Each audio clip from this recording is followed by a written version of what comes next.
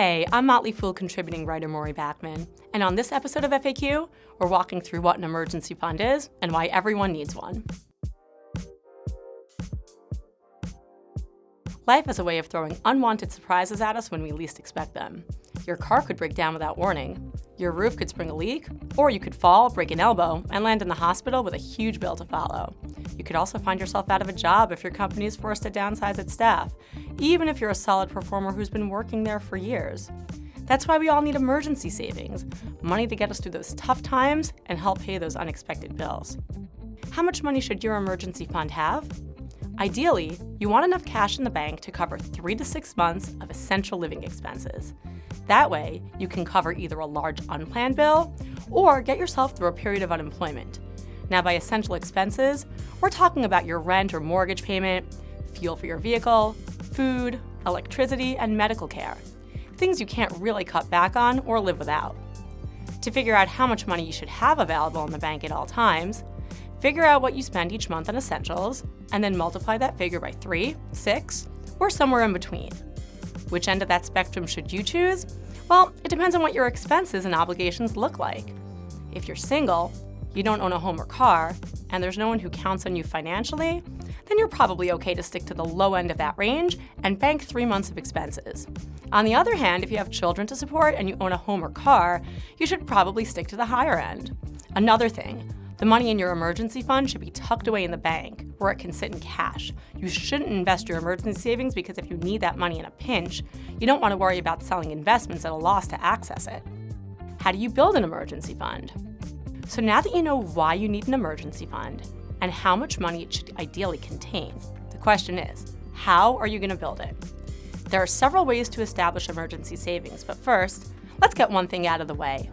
No one expects you to build a full emergency fund overnight.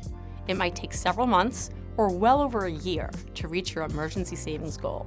But the key is to start right away and keep at it until that fund is complete.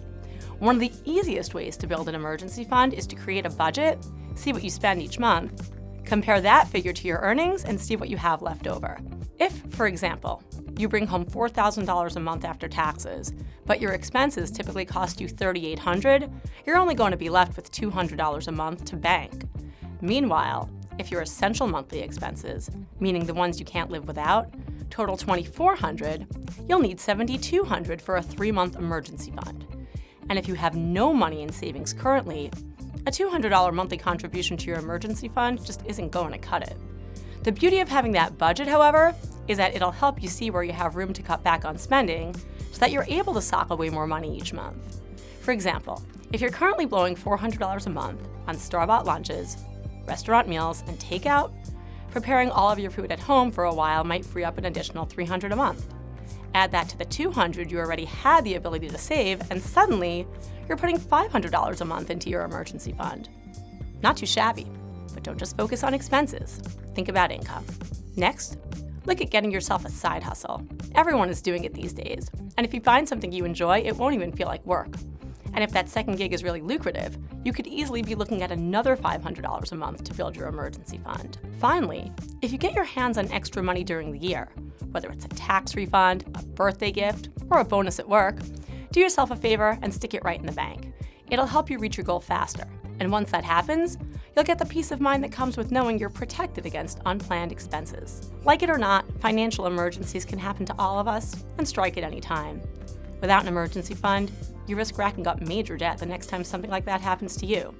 So build up that 3 to 6 months of cash reserves, and then leave it alone until you really need it. Remember, you shouldn't use your emergency fund to pay for a vacation or holiday gifts. Its purpose is to protect you from unplanned expenses. So resist the urge to touch that cash for other purposes, even though you know it's there. Thanks for watching, guys. If you enjoyed this video, we've got plenty more like it coming. So hit subscribe down on the bottom right and give us a thumbs up. And if you have any questions on anything discussed in this video, drop them in the comments section below. We love getting ideas for future videos.